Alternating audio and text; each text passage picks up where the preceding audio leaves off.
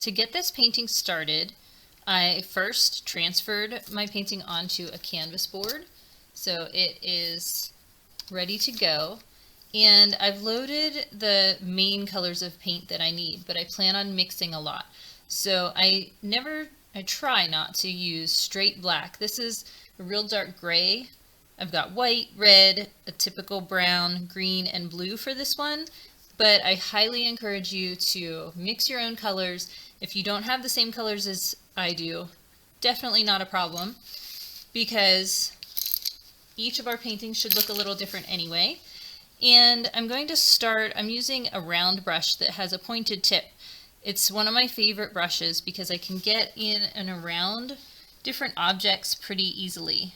But what I'm starting with is the white for my sky in a really light, thin layer. And I'm going to mix a very, very pale blue. And if you saw what I did, I barely put anything on the tip of my brush and it's already too bright. So I am mixing in a lot of white, barely any blue. In fact, I might even just hit it with a tiny bit of this gray color because it's snowing, it's a little overcast, it's not going to be a really bright sky.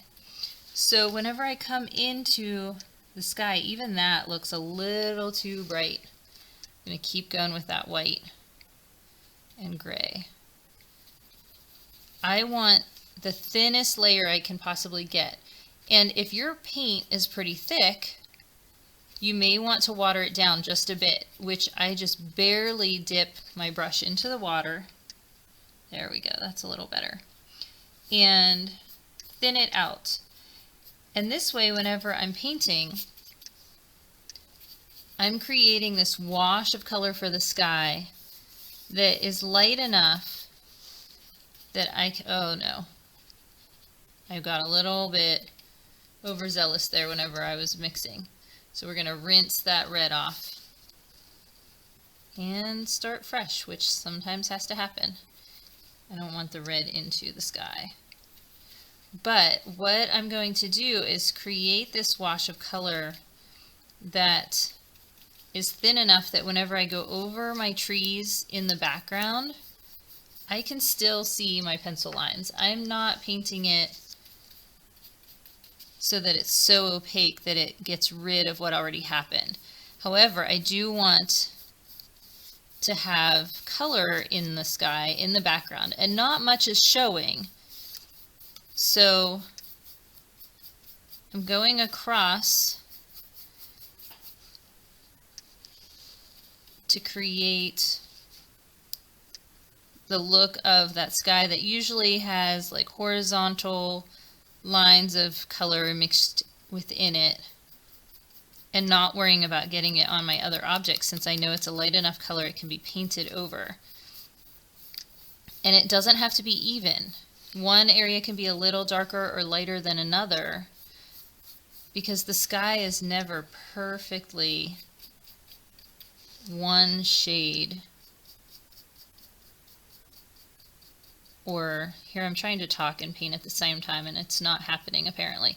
It's not usually so clear, at least not where I live, that you see only one color in the sky. So mixing it up and letting some places be a little lighter and some be slightly darker, letting it blend is a great idea for a sky. So that's as much as I'm going to do for the sky in the background. It's pale, it's thin, it's a coat of paint that has covered evenly, that will dry quickly. And I'm going right against the edges here so that if I'm finished with this and I don't frame it, it will still look finished. It will look like it is ready for display. Alright, so rinse your brush in between colors. Don't allow your paint to dry, because if you do, it's going to be much harder to wash it out later. And if you're going to use the same brush again, I dry it, plus I try to reshape it so that when it's drying it doesn't end up with a bad hair day. The next thing I want to consider is where are my biggest areas and what should be the first color, because what other details are going to need layered again. So my biggest areas that are behind things would be the actual snow and then the road. And then I'm going to be layering the trees and the bridge and the gates or the like guardrails over top. So again, I'm going to mix my color, steering clear of that red, where in some places the white is going to be bright white. And you may question why, if the canvas is white, why am I bothering to paint white? But if you don't paint it, you're going to end up with a surface that looks unfinished. It doesn't have the same quality as if you had painted it. And so what I'm doing now is I'm going in with the thicker white paint to create my ground here where I want it to be very snowy. So it is covered, and this place within the trees is going to look fairly undisturbed. So it will be fairly solid except for maybe some drifts of snow. So you see the brighter white peeking through, and when you get to the lines, you want to make sure that you're covering them with paint, that is not showing through. I'm not going to want to see an outline. So if that white doesn't cover it on the first try, let your paint dry, and then you can go back and add a little bit more. If you just keep trying to make it really thick and paint over it while it's still wet, you're not really doing much besides moving the paint around. It's not covering it so it's more opaque. You know, you're trying to make it so it's not see-through anymore or transparent. But what's going to happen is it will just keep shifting the paint around rather than covering it up better. And then you end up with globs and lumpy spots. Now, if you are a painter who likes to see brush strokes a little more and you're not going for a really smooth effect, that is okay. You can gather more paint onto your brush and apply it so that you actually see some of that texture within the surface of the paint, not just how you're painting it. But I'm going to go in now and once again mix kind of an icy color so that I can create, I'm kind of rolling the extra paint off of there, I can create a little bit of a drift here and there, kind of mixing it into the white so it's not all just bright white everywhere. That there's just going to be a hint of some other color within it, especially up underneath the trees where a shadow might be created. So because I'm blending this into a wet coat of paint, it's not going to just look like a stripe. It will sort of blend together.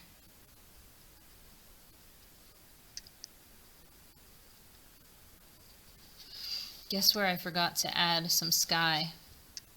I just realized that right through the opening of the covered bridge is missing some of that sky. So luckily I can just rinse off my brush, and I still have some of that color here, and I can re-wet it a little bit too and come in behind here with it.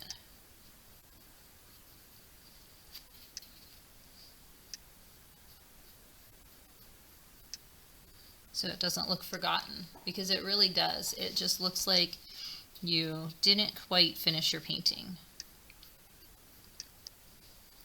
I do want my ground and my sky to show a difference. So looking at it now, if it's not quite different enough, you can make one area a little brighter or one a little darker. And that's something that I'll probably go back to as I'm creating.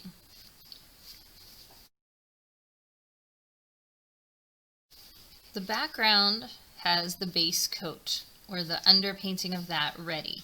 So the next area I'm going to work on is this middle ground here, where I want to create not only snow within the ground area, but this little stripe right there is the bank of the stream that this bridge is crossing. So I need to go in there and create a darker area that will look like it's a different plane. So we're working on a horizontal spot of the painting right now that you could walk across. This needs to look like it's more vertical. And then this has to go back to that horizontal position. So as I'm working, I need to figure out how dark I want it, how snow covered it should be, and a little bit of experimentation might be a good thing. So I'm working on it right now with this lighter gray color, and it's going to look pretty flat if it's smooth. And then I can come into it with some texture later. But I want to sort of feel this out and see how I like it, what it's going to look like with this different shade of gray.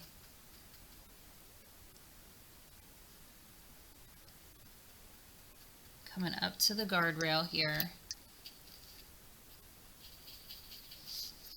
And then coming across, I just realized my paper either moved or I didn't draw this as evenly as I want. So I need to act as if this is going to kind of match. So stretching my paintbrush and kind of measuring across here is going to give me the right level. And then I'll just paint over top of that line that's a little too low. So adjustments can always be made as you are painting and going along with it.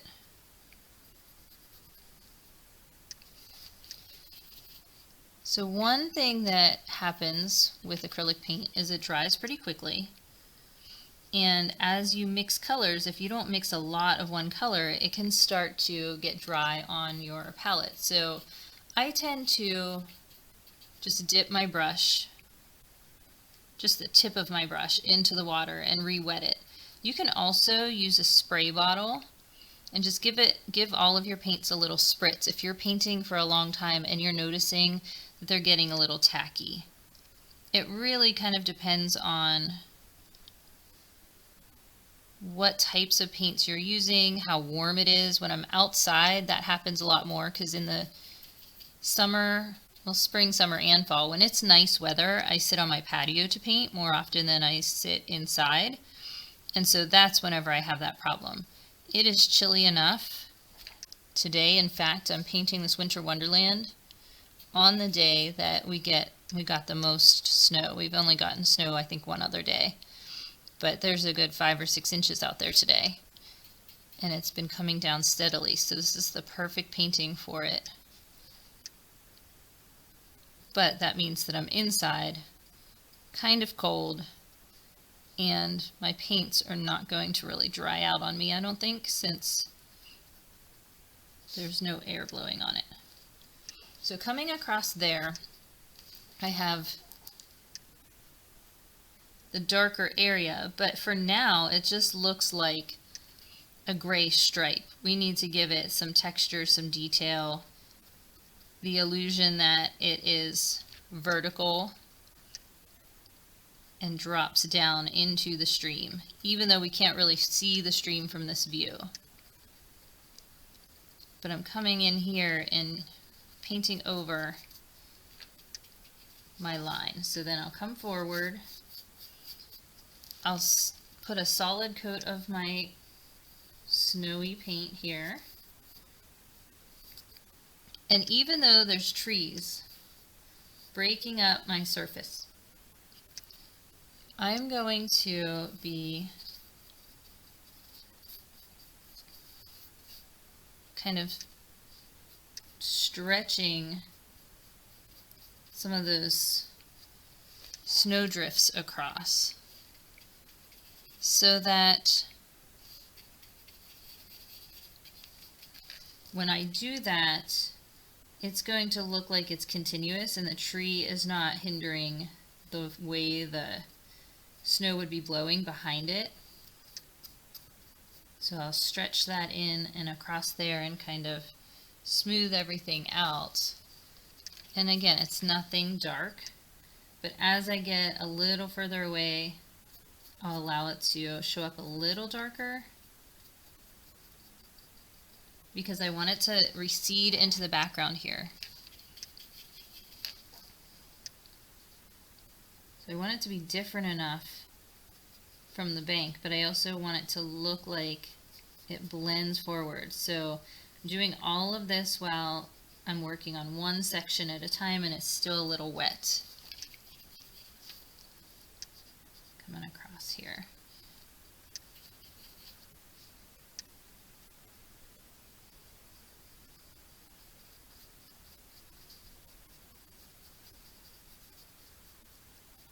So it can get tacky and then it's harder to mix, and that's whenever I just dip my brush into the water a little bit, and that'll make your paint feel smooth and slippery rather than sticky.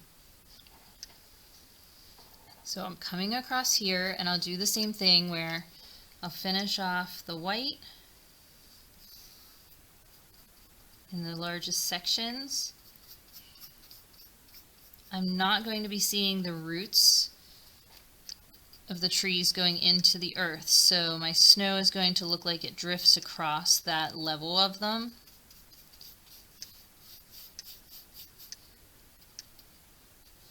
I can spread that pretty quickly and then come back in here. And when I get this, I don't know if you can see just how much paint is on there. It's so small you can barely even tell that I mixed any of that blue, yet it's so impactful. It's such a strong color that you have to be careful about that. Coming in here with a second coat of paint is going to start covering up that line a little better. Any mistakes you make with acrylic paint are so forgiving because you can always come in and just paint over whatever you don't like. It might not cover as quickly as you want it to, but it's going to hide anything you want it to hide. So notice that I barely had any white. I barely have any white left, but I also didn't start with a gigantic amount of it. I try not to waste paint, so I'd much rather come in later and refill than throw a bunch away at the end.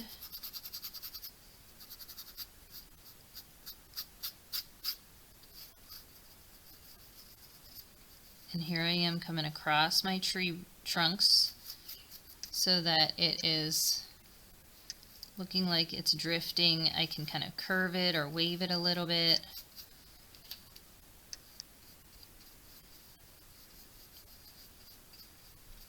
Give it a shadow at the bottom of my bigger tree here. Let it blend so it's not just a stripe. I'm kind of allowing the white that was already on my brush to mix in with that.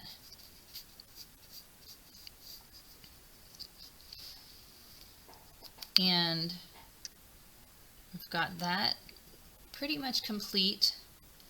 And I have to decide what the road is looking like. Is it snow covered? Is it asphalt that has melted off or been plowed away? Is it a dirt road? This is your choice. Don't do something just because I'm doing something. You can decide what you want to do here. As I paint it, I'll show you some techniques so that you can make it look like it's going off in the distance, but you can do this with any color. Alright, I'm going for my road, and you may notice that I just put an extra little bit of this light purple paint. because I want this to look like it is pretty snowy, but I'm going to start off with the gray so that there's asphalt underneath it where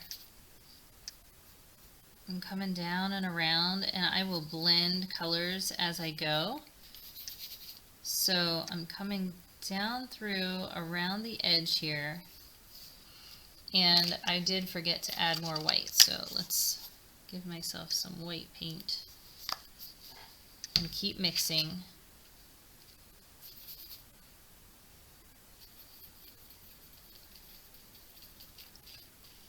So that I can start off fairly light. You can tell it's a separate surface. I'm going to go right up to the bridge, because under the bridge will be a shadow.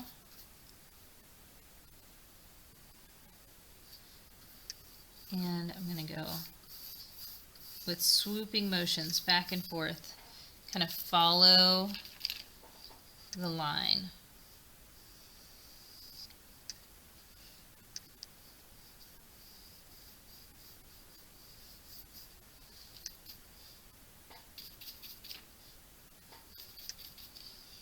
So keep filling that in, but I want to create that snowy effect. And so that's part of why I'm okay with this not filling in the entire way, because it will have a full coat of paint on it by the time I'm done. But now I'm going to mix a hint of that purple in there and streak that through. And a hint of the blue, and come back in with some white. So just little subtle stripes of that color that blends, so it's not just a stripe of color.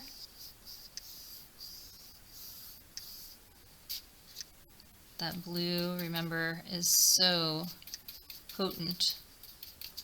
I'll come in with the white.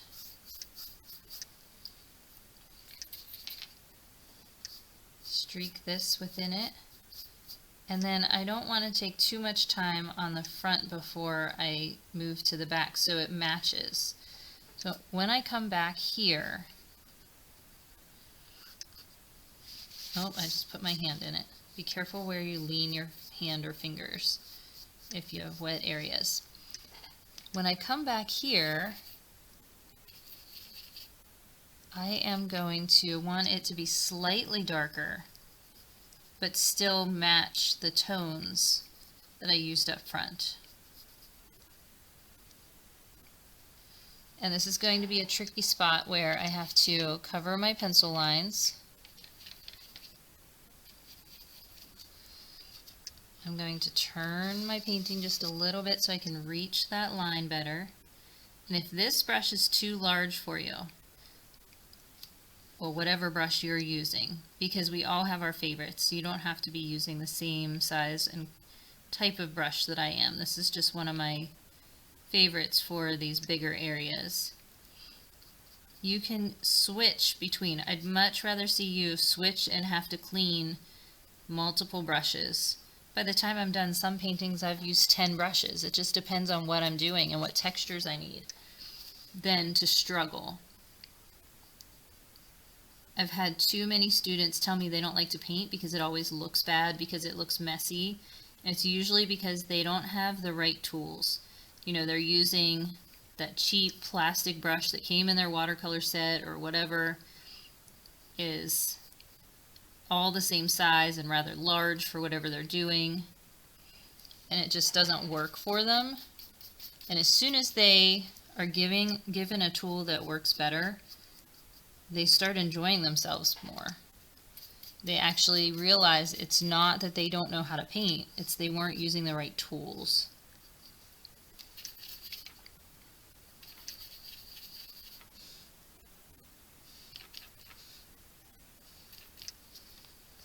I think I'm hitting the blue and I'm not. There we go. Okay. So there we have that started. And now I want it to look like snow has kind of gathered. So I'm going to start mixing in some of that white, but this time instead of spreading it just real evenly, I'm allowing texture to be added to it. And the texture is just all in the way I move my brush. I am dabbing it more, kind of creating this uneven brush stroke as I go through. I'm just highlighting some of these areas, coming back in and smoothing the edge a little bit.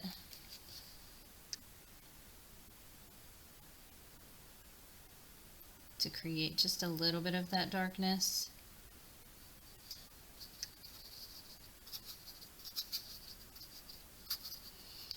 And then I'll do the same in the back, where this time I'm not really adding paint, I'm just going back in a tiny bit, but it's more that I'm moving around or kind of shuffling that paint into the texture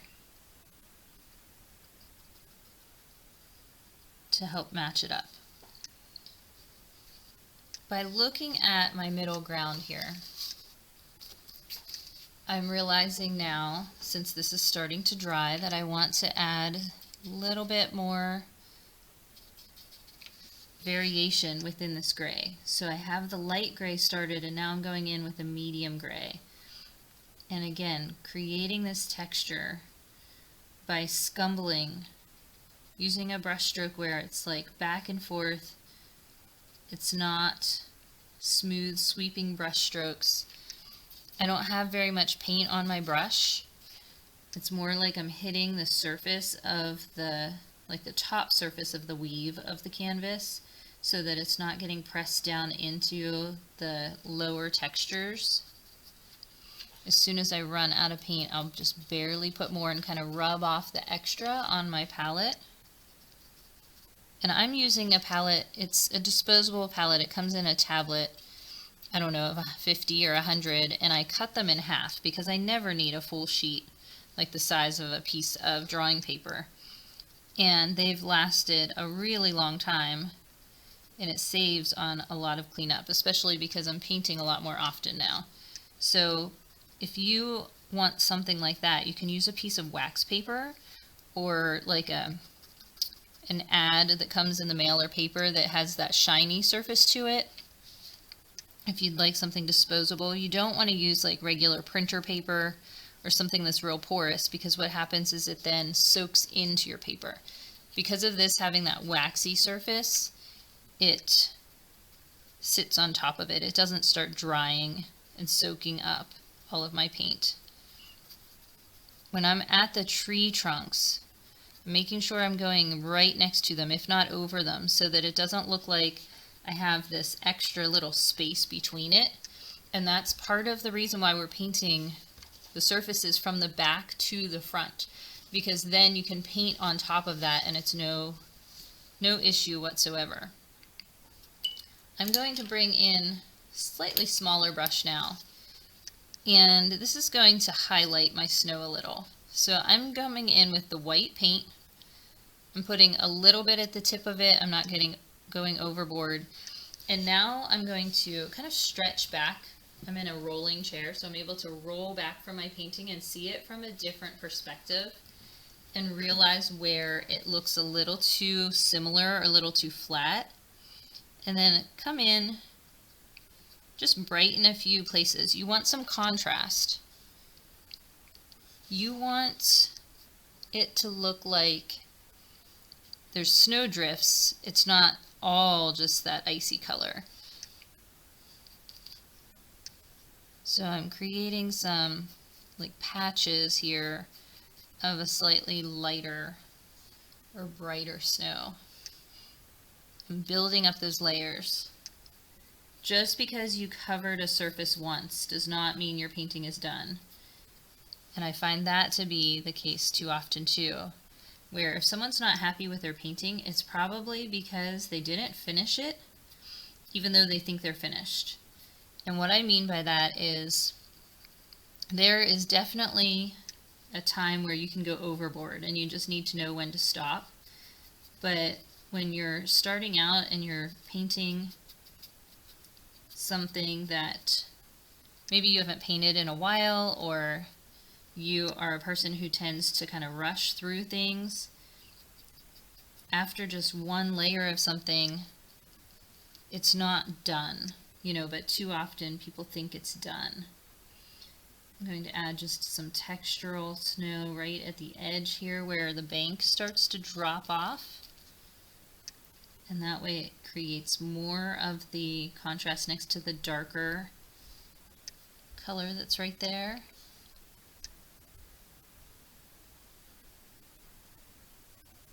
It's also helping me not have an extremely straight and perfect line, because when I'm dabbing up and down, it's automatically giving me that texture or that like uneven edge.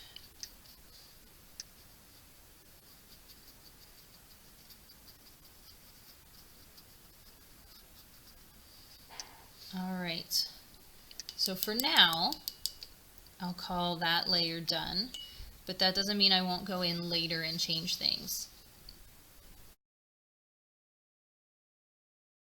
All right, now's the time for some color mixing.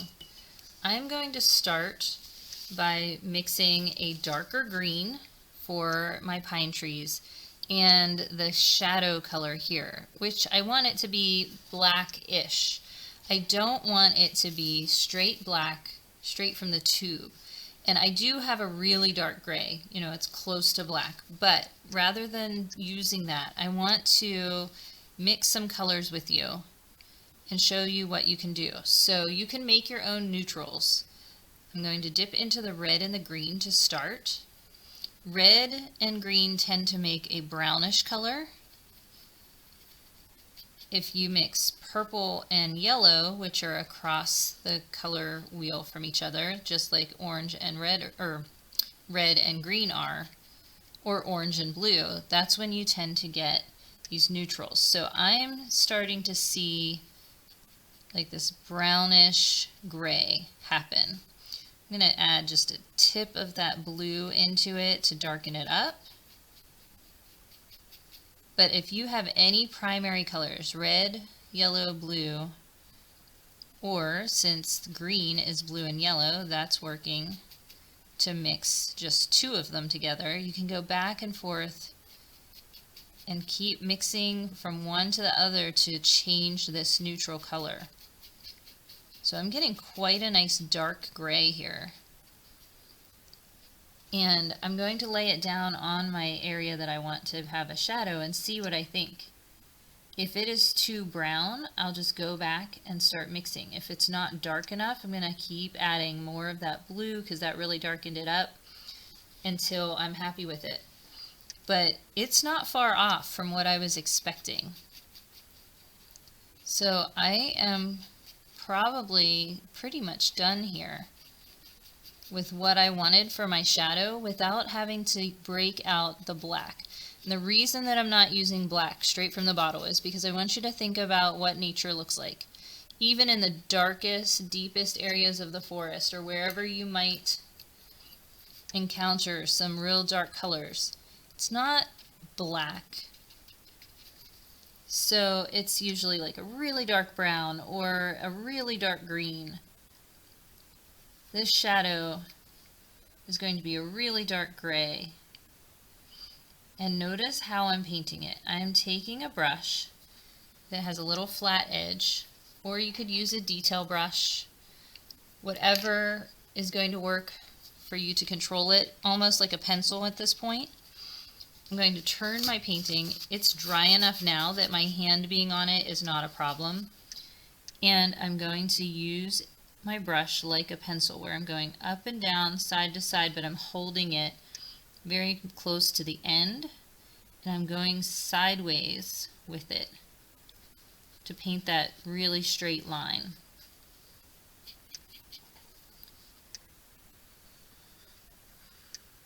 Coming back in here. I'm going to flip my painting, and I know that's kind of distracting to watch on a video, but to get the line that I need to turn it so that I'm holding my brush the right direction. You want to make sure you have plenty of paint on your brush to smooth it across and actually get it down into the texture, but not so much paint it's going to blob.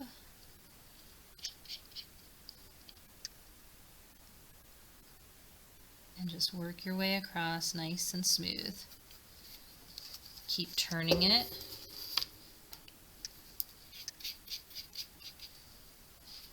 So I can hit this side of it. And once I can get a good line, then I'll go in and paint the center part of this, because you can hit that a little harder or faster, I mean. But you want to just be steady, and in order to do that, I know that when you paint small details or these lines, a lot of times your hand becomes really unsteady. Notice how I'm holding it. I'm against the table. I'm not trying to hold it up above and paint. I am bracing my arm against the edge of my desk, where it's actually like leaning on the edge here, plus my hand is against the table. If you are painting on an easel, if you are not able to put your hand here because something's wet, hold your other hand underneath it to hold it up but steady at the same time. And keep turning your painting as you need to. So this part does take a while. I'm definitely not Bob Ross. I do not complete a painting in a half an hour. It takes time and patience, and so if I'm taking longer than you are, go ahead and fast forward or watch in a faster speed. I do that all the time with podcasts. For those who talk really slow, I just set it to like 1.25 or 1.5 speed. Oh, I forgot the shadow here at the bottom too. And I just move at my own speed. So if you need to slow this down, speed it up, pause it, and paint and not listen to me talk the whole time. If you need to be able to focus, that's completely fine. All right, one more little line, and then this more difficult part is done. Buildings, honestly, are some of the hardest, most detailed things to do. When we get to the lines in the trees, you'll see it's so much faster and easier because they don't have to be these really hard edges that you know were built perfectly. All right, while I have this darker color, I'm going to come in one more time and just create a little bit more variation within the stream bank. And I'm putting this darker color near the bottom, creating that contrast against the snow. And you can tell I don't have much paint on my brush. I'm barely hitting the top surface of the painting so that you can still see some of those other colors shining through. I'm not trying to paint over what I've already done. I'm trying to enhance what is there. While I have the gray on my brush, the one other place that I need to paint is the edge. Remember I said don't forget about the edge. And so this little stripe here needs carried over and around. Or if you're really careful at the end, you could go around the entire edge with just one color. It's different rather than wrapping the colors that are happening around it. Okay. So that was our our mixed, not pre-mixed straight out of the tube paint. That's us mixing a neutral. And then the green is another one I'm going to go for. So I'm going to use the green that I have, but now I want to mix a couple different colors. So I'm going to scoop several little piles of it, and I'm going to add some color into it to kind of make it a little more natural looking. So this brown is great. I'm going to darken it up with just a little bit of the blue, but I don't want it to look turquoise. That's why the brown is helping neutralize it. I'll leave one of the piles just that normal green. Another one I'm going to add just a little bit of white, not much, because we don't need our green to be absolutely perfect, because we're going to put some snow over top of our pine trees as well. If you want it to look like extra wintry and snowy. So with this, I'm going to go back to a small brush and start in the background. And start back here where they're pretty small. And I don't want them to be perfectly straight and look like these pyramids, or not pyramids, cones anymore. I want to create that texture that I had on my sketch. So I'm using this small brush to create a really, really tiny amount of texture sticking off the edge, but I'm using that line as my guideline. So basically what I just did is I took the tip of my brush and dabbed it down, or kind of stamped it. And I'm putting this line in the middle so I know that it has to come straight downward as I'm coming forward. I'm going to dip into one of the other greens for some in between that, and then as I come out to the edge, it's going to start going more horizontally and even upward a little.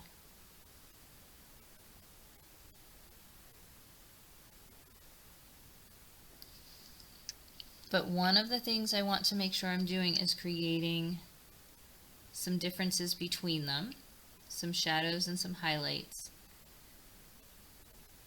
So it needs to look a little brighter in the front, and that's where that lighter color comes into play. And I can dab some of the brighter color kind of toward the center, and anywhere that they overlap I want a little bit of a shadow. So I'm going to make this darker greenish blue. Maybe add a little bit of the brown again, and just allow it to be slightly darker right at the edge of one tree to the next.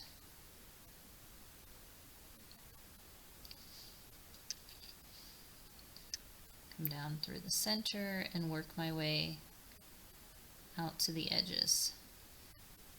It's okay if I go over the edge of my tree a little, just so I know that I'm not going to leave a white line whenever I paint my tree trunk. And the other thing is I'm really using a very small tipped detail brush so that I can get these nice points on my tree. I need to darken up even a fourth color here, because I want this tree back behind it to look different enough that they're not all just becoming one giant blob.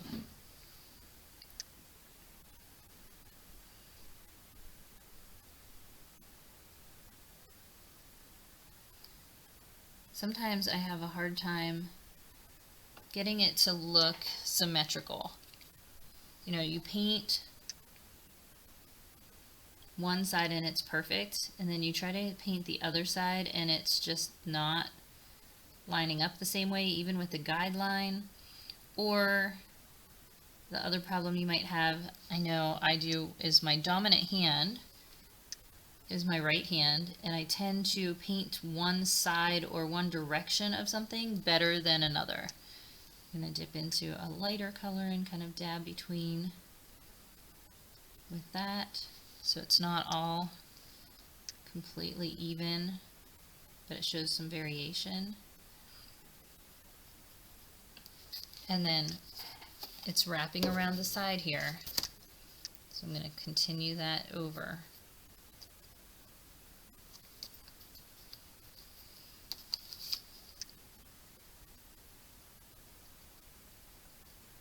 Finish that texture. And since the trees take so long to do, I'm going to stop it here.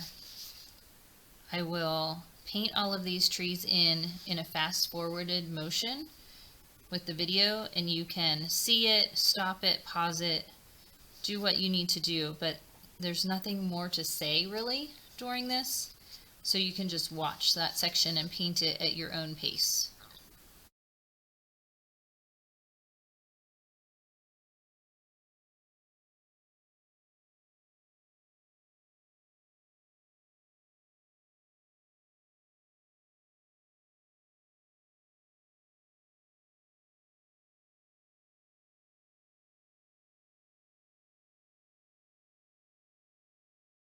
The next step is to allow these to dry so I can add snow over them. So I'm going to move into the red of the covered bridge, which is a traditional color. It's not the color you have to go with, but I want my red to become a little deeper and not so bright. And this is your preference, what color you want. So I'm going to mix some brown into it and just darken it up a little bit. If I would mix black, you really only need a tiny drop of it to get it to be darker, and it's going to have more of that maroon look. But this time I have to be a little more careful that I don't lay my hand down into the green like I just tapped there if you get a little too close. So this is where I had suggested lifting your hand up above to hold it steady if you need to. And I'm using my flat brush again, or you could go in with a small detail brush and get it to match up with the shadow that you've already created. I'll be flipping my painting around again, trying to get different views of it, different angles, so I can really get that line straight. In fact, I'm actually going to lift it up just for a second.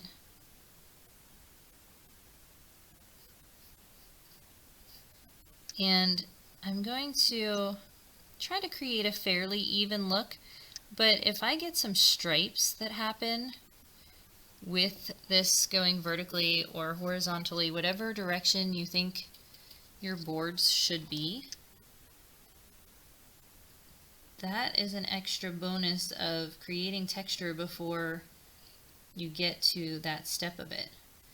So try to, after you get that hard line, try to spread the paint in the direction you want it to actually look. Using your paintbrush in a directional motion is a really great way to create the texture. So I'm going diagonally along the roof line, but then before it dries I'm going to pull that paint downward so I don't end up with a weird outline. I want it to all blend together. Again, check and see. Usually you can tell if it's wet because it is no longer shiny. Unless you buy a glossy acrylic, it dries flat or matte with a flat finish. So I can tell where my painting is still wet because it's still shiny in a lot of places.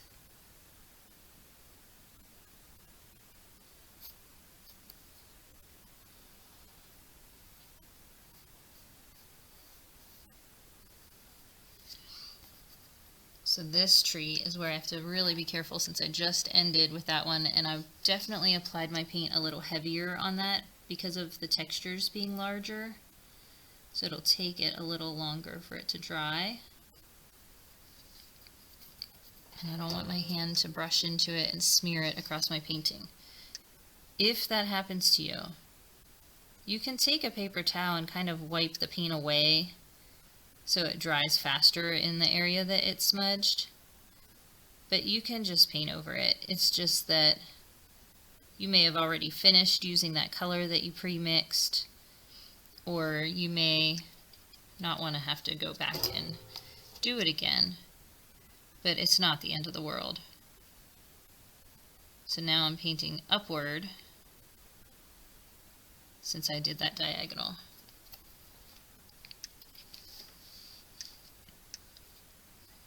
And across, and then up.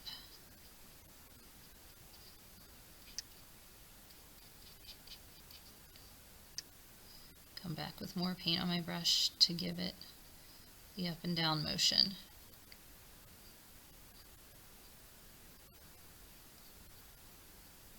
And try to even it out from the top to the bottom.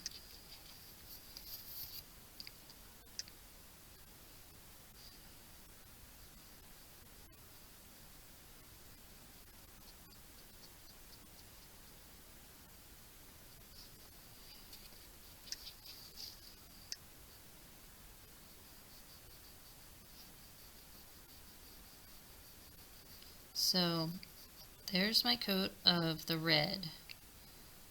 While I'm at it, I'm going to go in with the brown. I think I will rinse my brush, and I always dry my brush off, kind of wipe it clean a little better before I switch to a whole new color. If it's a color that I don't mind mixing, then that's not a big deal, but because I want this to look separate and look like wood for the roof line, I come in here with that clean brush.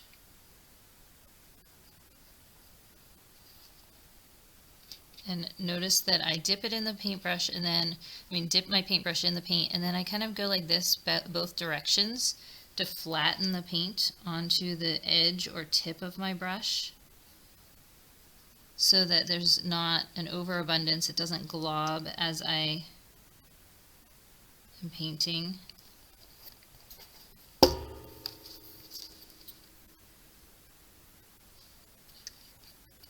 And I'm just getting that nice even edge on both sides of it. Now I want to put snow on the roof and icicles hanging down, but that's going to be later after this dries. So the next step, and really the last part of it that is major that needs filled in, are the tree trunks and these guardrails. The guardrails are your choice. You know, are they going to be there or not? What color will they be? I'm going to go with that typical gray and just quickly paint those in.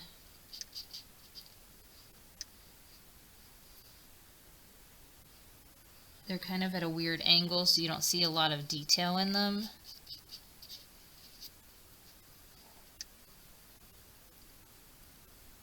And they start and stop near the bridge.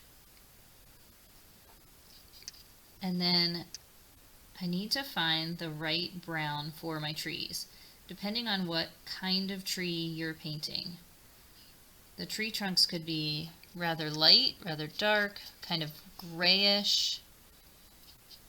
So the brown that I have is just a plain brown oxide maybe, and it is nothing special. It's kind of plain, it's a little bland.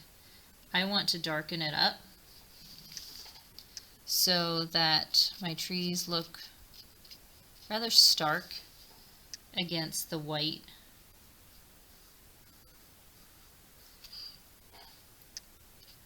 Guess what I didn't check? That was still a little wet. Good thing I realized while my hand was on it that it was wet, and I lifted right up, and I know not to put my hand down again so I don't spread that color.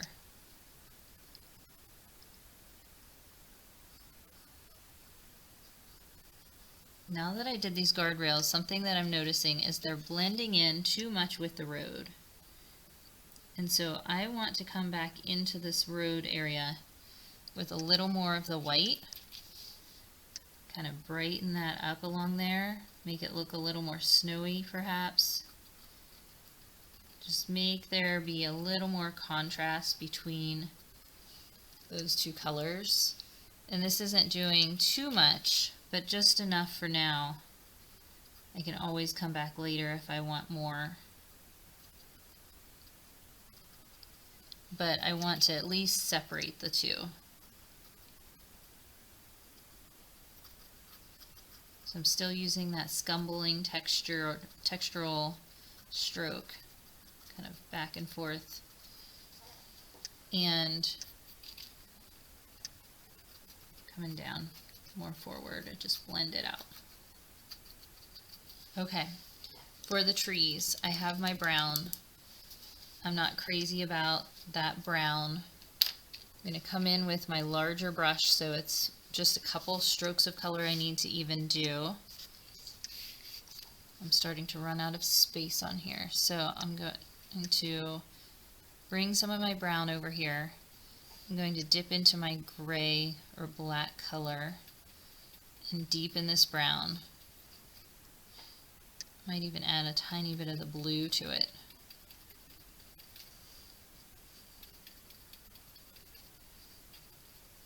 And then I'll start with just a base coat, just a quick stroke of the brown, and as I come down along my line, I want to make sure that I'm covering my transferred line, but I'm also not being 100% perfect and worrying about that straight edge like I did on the bridge. I instead am allowing my brush to move a little as it flows down the trunk. And that's going to give it that real nice natural look. This brush is pretty big, so I don't want to do this for too many of them, but wherever the main branches are, if it will fit, I'll go ahead and branch off into those. But we'll keep moving into smaller brushes, so I'm not going to go the entire way, only where I feel comfortable with how thick that branch is. Flip your canvas over to reach the other side better, if that's what you need to do, so that you don't have to maneuver your hand in a weird way. Don't worry about this being 100% opaque and even. It's kind of nice to create those variations and let some places be lighter and some be darker.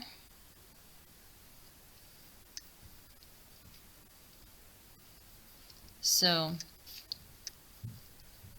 this is going to look pretty dark against that brighter white landscape. The only thing I do want to make sure that I'm doing is I'm getting enough wet paint on my brush. If my paint is starting to kind of get sticky, it won't go down into the texture of the canvas well enough. Or maybe you're using a textured paper. So I need to make sure that I'm getting an edge that goes the whole way, and then I'm going to carry it through to the top and the bottom here. And over to the edge even.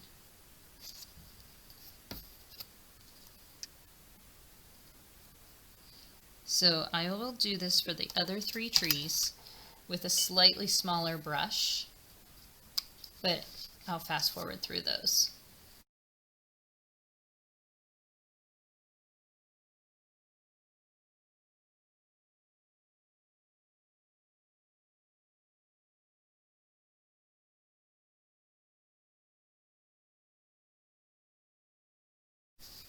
Okay, moving into the tree branches. I'm going to start off with my detail brush so that I can really control the size of things and just kind of the outline of things. But what also is great about the detail brush is I can have a lot of paint on it at first, press down and have a little more pressure at the beginning, and start lifting up as I'm running out of my paint. And then it becomes thinner as I go. I don't want it to drastically become too thin. And I'm going to allow it to just go off the page in many areas so that it looks like these trees are gigantic.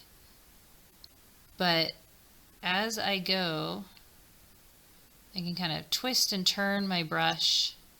I'm able to see the lines that I had previously transferred because my sky's thin enough, and I can move in and out between everything I'm trying to do here with the variations of the thickness of where I'm branching it off. And I'm starting out with just all one even color. I can also come back the other direction and start pressing harder. That ended up being exactly symmetrical, which wasn't exactly what I wanted there. I should have brought it down a little further. But as I move, I can use my brush one way or the other to create that thickness or a more delicate tip. And connection to the tree here. I want to make sure my paint is fluid enough, so wet it if needed.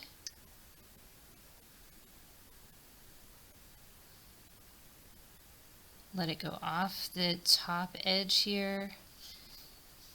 Come back into your tree trunk with a slightly lighter or darker color in just a few places if you want to create a little bit of extra texture.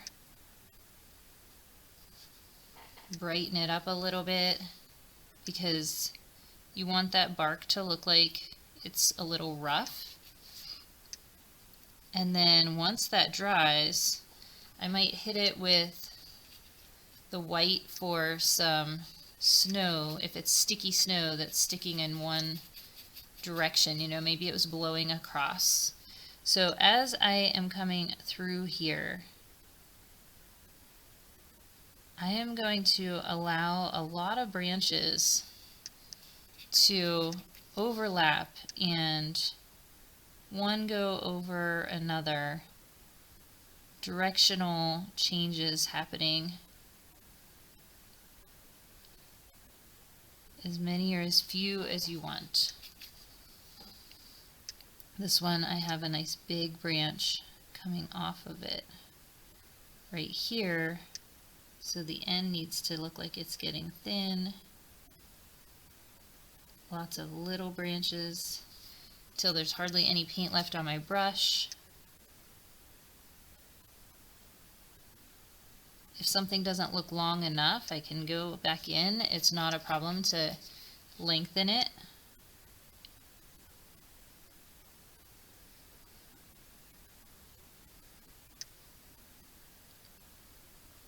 Make something look like it's coming from the other tree way over there. And as I'm running out of the darker brown, I just continually mix. Doesn't have to be the perfect shade because in some instances the branches are coming forward or maybe look a little bit lighter or darker. I'm going to look here. Oh, I see what this is. I had two lines here. And so I'm referring back to my sketch because I couldn't figure out if it was coming from this tree or down from another one. It was coming down from another one. So I'm going to make it look like it goes back behind there.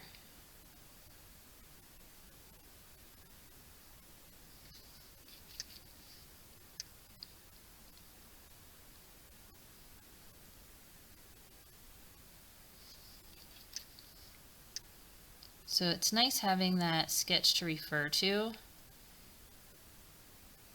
because sometimes you're in the middle of painting something, you're kind of in a pattern of what you're doing.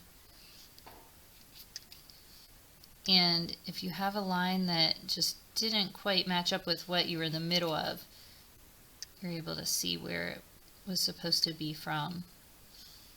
If there's any major openings or gaps from one place to another, just kind of fill those in. And then start stretching the tree from this area over and across to make it look like it's also coming in front of these other places.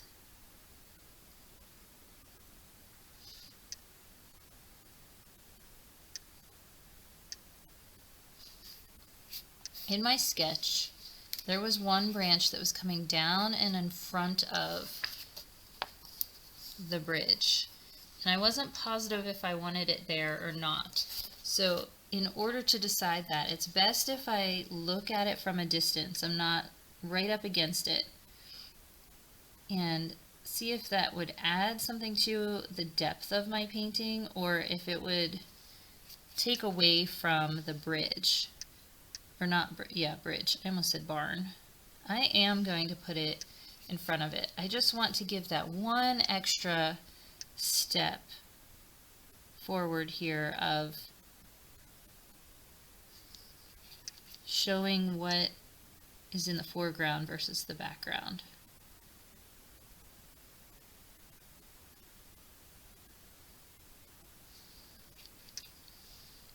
Continue with these last few branches, and this is something that can be as pre-planned or as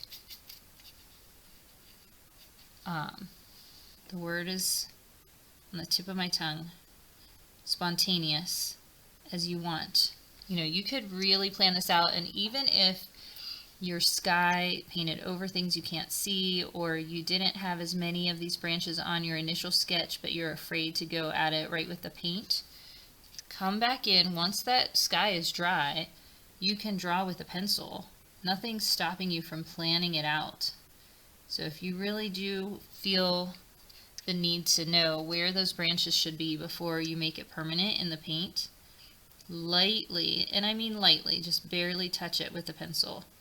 Go ahead and come in with a sketch. I frequently plan things out and change my mind as I'm painting and kind of rework it. And if I am not positive that's what I want to go with, that pencil is the right way to do it. Re-wet my paint.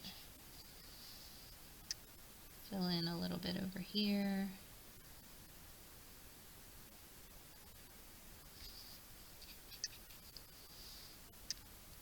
And don't forget that branches should look like they are coming forward, backward, side to side. So if you have a tree that everything just looks like it's going over from one side to the other and nothing is coming forward or looking like it's going back, it's going to look really flat.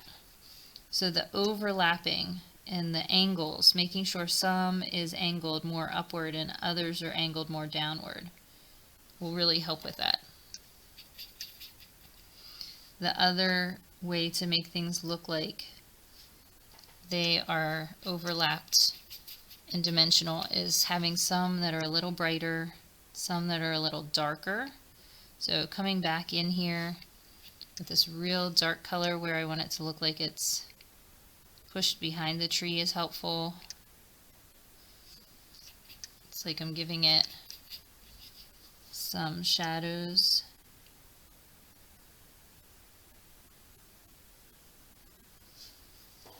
So changing the color and coming in to that trunk again can do the trick to make things look a little more dimensional and textured. Alright, we're in the home stretch here. This has been a long painting. And for the first of many details that are being put on here with this small brush, we'll try to finish up more quickly than what the base coat took. But really it's kind of in the home stretch where it's mostly snow, and that can be as much or as little as you want to include, because these tree branches are time consuming. The texture in all of these were pretty time consuming. The snow can be added or eliminated if you want. Go in with a darker color again on this one. I'm not totally covering up what I did, I'm just kind of creating smaller brush strokes as I move my way up and down the tree.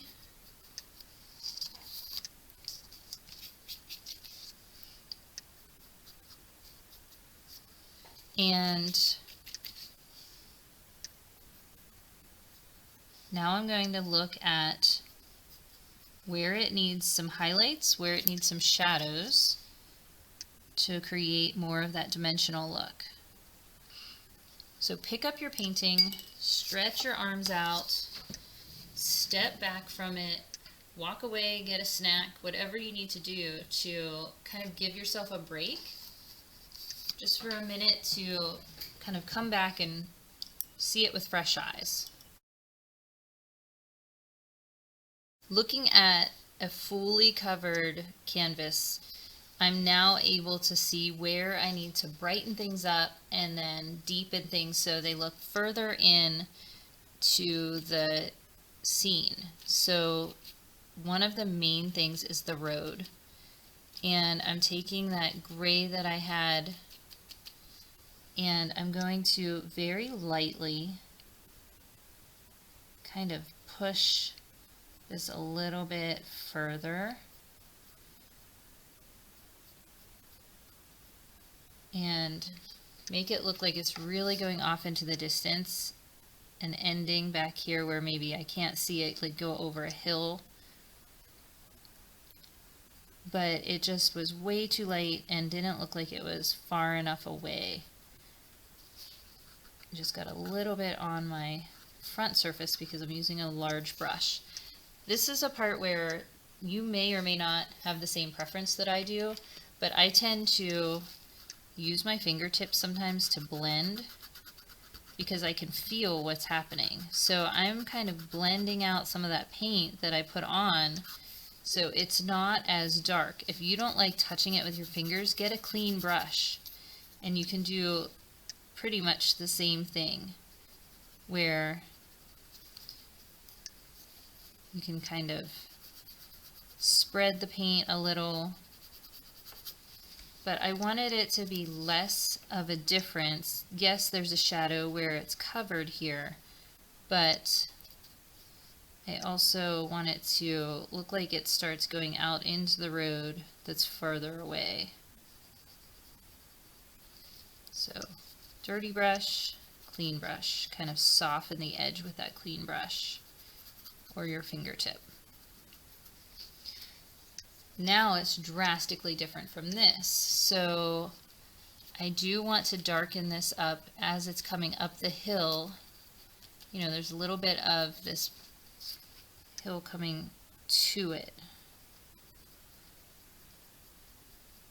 So again, paint, kind of circular motion. Sometimes it'll spread it if there's a good bit of paint. If there's not very much paint, I can come back in, just hit that top surface as lightly as possible.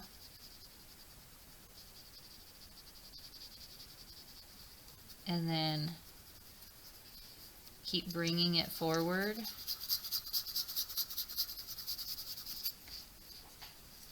Dab off extra paint if you have too much on your brush so that you can just hit that raised surface and let the lighter color shine through.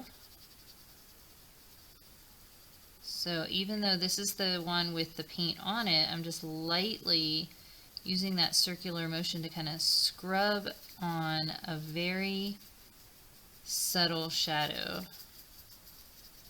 because there's hardly any paint left on the brush. Coming forward, kind of down along the side here. And if I get too much in any one spot, I can then counteract this with a lighter color. So dipping in my white, getting most of that off. It's naturally blending into the color I just used. And I can come back in, just very, very lightly touch up those darker spots and kind of make this blend.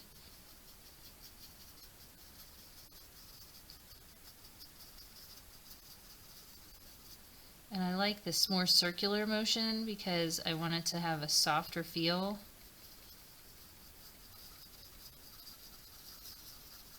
And that gets rid of any of the hard edges that happened. A little more white to lighten this up.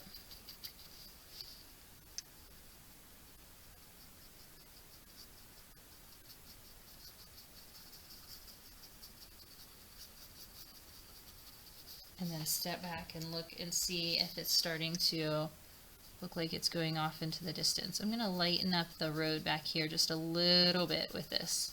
Not a lot, but so it has a little more natural color to it. For the road color anyway. Okay. So now that that's coming forward a little bit more, I'm going to look at the other places that I want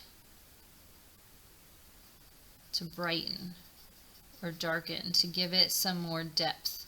That depth is important. You want to be able to look like if you were in this scene, could you actually walk throughout this and keep going further and further away? So that means that back here along my tree line, it's not 100% obvious that it goes back into the distance. This brush is a little bit big. I'm going to come back to that back area with a smaller brush. I'm just going to deepen the color of that snow. And the other thing that happens is it creates a little bit more of a contrast with the sky. So I'm just doing this along the back edge, coming forward underneath the trees, giving them even more of a shadow.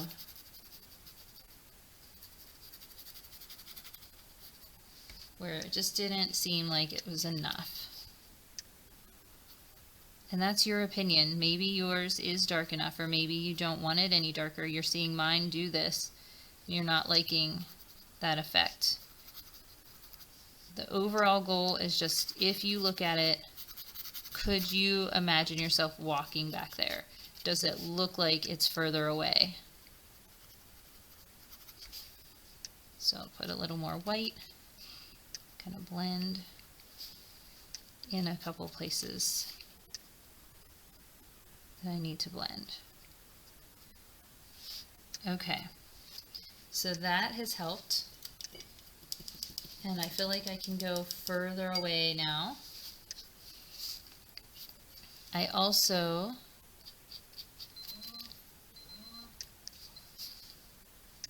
need to just come in between these trees with a touch of it, because it looked like there was no ground line. So minor little detail, but it was noticeable when I took a good look at it. Okay, snow on the trees and in other details is important, but before I do that, I'm looking at my red and just wanting to create a hint of a shadow underneath the roof line. So I'm darkening a red color, and I'm going to come back to this spot just a little bit more. And this time I did add a little black to it.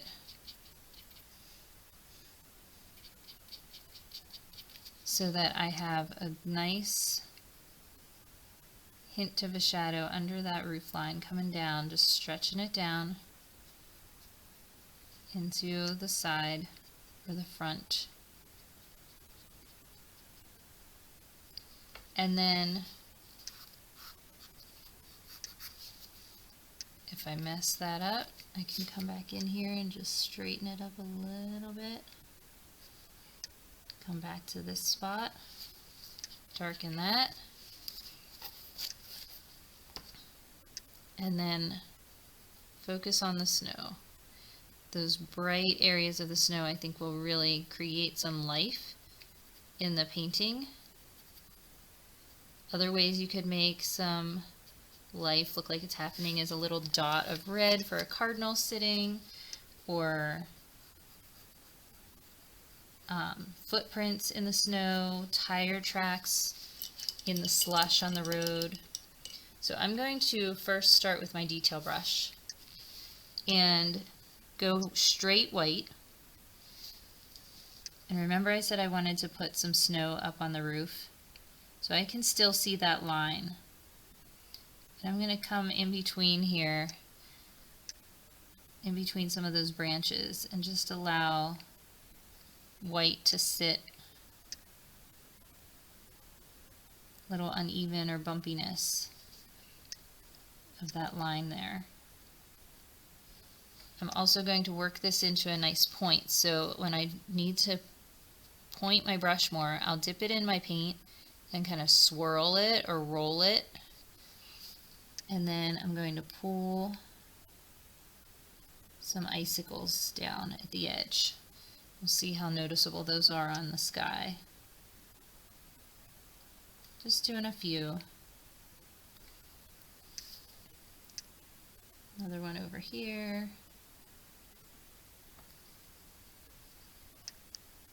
Not so noticeable on the sky, but against the red, you'll see that better.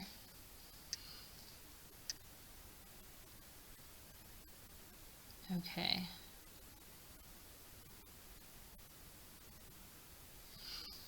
So now's your choice of how much or how little snow will be on all of the trees.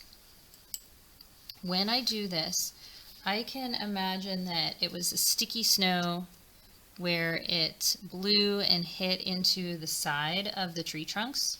So in order to do that, I'm barely putting paint on my brush, and I'm just going to come in and kind of hit it lightly along the edge.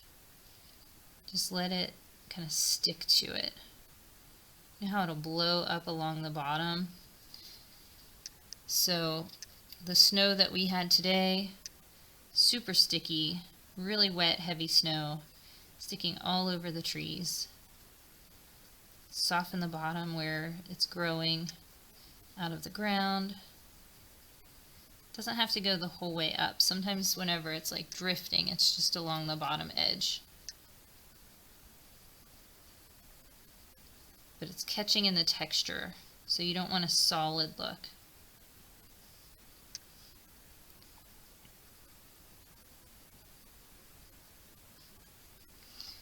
And then the pine trees are going to be weighed down by the snow, allowing some of that to be brighter, especially on this one because it's in the foreground. So I want it to be more detailed than anything further away.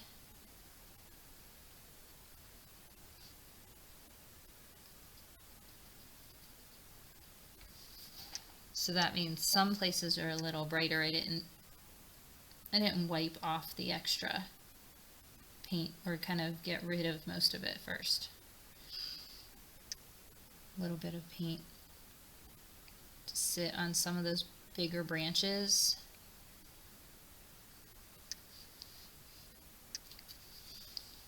And as I finish this part of it, I'm going to really pay attention to the way that the snow would lay on those pine tree branches. how it would weigh it down.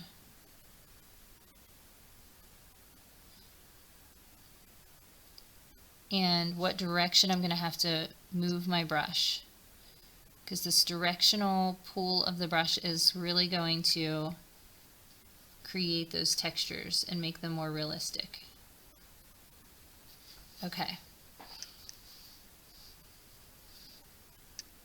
I'm going to put just a little bit snow kind of built up around there, and highlights around the guardrail. Give that a little dimension.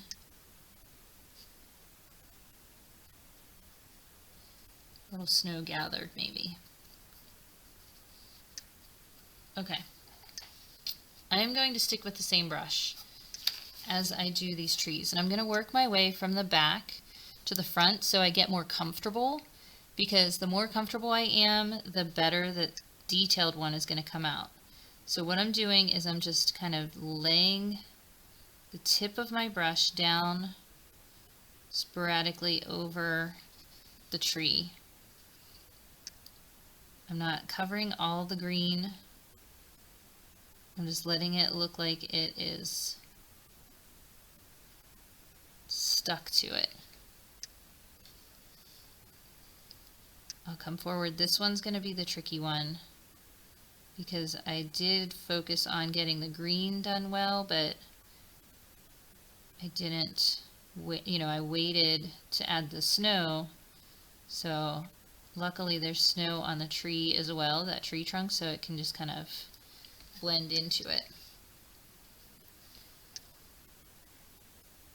I want green to peek through. I don't want to diminish what I've already done,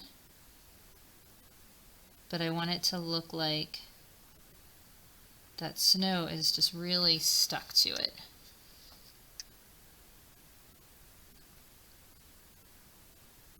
So just light markings,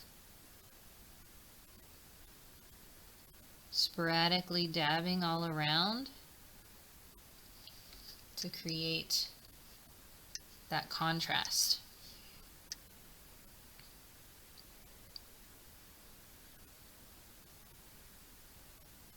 I don't want to get too heavy with the snow. It's better to go light with it and then come back and add more.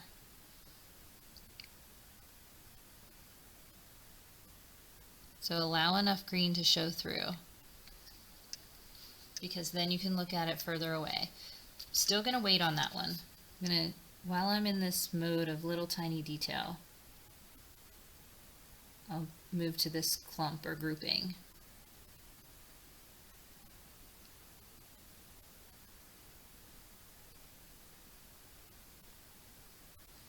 And then I'm also considering, do I want to use the same brush for that front one, or do I need to move to a different brush that's a little larger? I think it's going to be best if I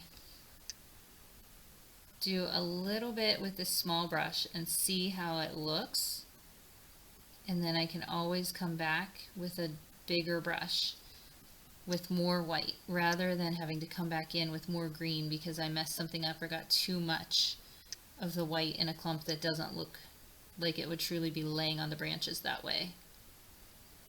So coming in and doing the same thing I just did, but really focusing on the direction. Kind of more upward over here in this area, more up and down throughout the center, and now start diagonally. And I'm kind of angled up. I'm glad I stuck with this brush. I'm putting a little more paint on it this time compared to in the back, but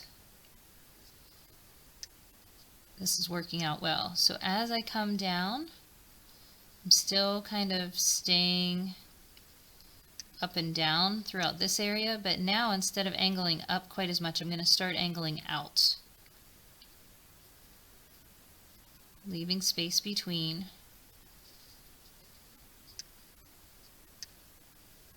And then as I come down further, I'm gradually going to kind of point it more downward. There can still be some horizontal ones in there, but right throughout here, this is where you want to start bringing it forward and down.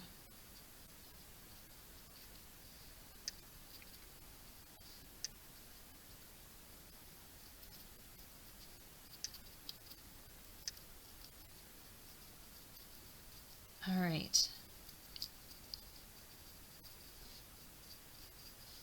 Add a little smudge of gray there. I am going to step away from my painting, check it out, and see if there's anything else that I wanted to add. I might put just a little bit of like some flecks of white to even create more contrast within the bank over here. But other than that, it's one of those paintings where I'm calling it done for now, but if I come back to it, if I do anything to change it, sometimes it's a good idea to walk away for a day. So I'm going to step away for the night, come back to it, look at it tomorrow, and if there's anything else that I need to do or change, I will add it to the video. However, overall, I think that I've got it pretty well how I want it. I'm just wiping off the additional paint that I have rather than wasting what's in my brush. Just kind of brightening up the front with a little bit of the white to create more of that contrast from front to back. But this one was a fun one. I know it was a long one. I really took my time. I want you to take your time. It doesn't have to be painted all at once. I like to actually stretch paintings out over a course of several days, because each time you look at it after you've taken that break, you see it in a whole different perspective. I sometimes will move it to a different room, lean it against the counter, or set it against the edge of a wall or a shelf, and that way I can look at it from across the room and see what I think and if I need any lighter or darker areas. I see one other smudge of gray back here in the sky, so I'm going to try to blend that in. Okay. So thank you for painting with me.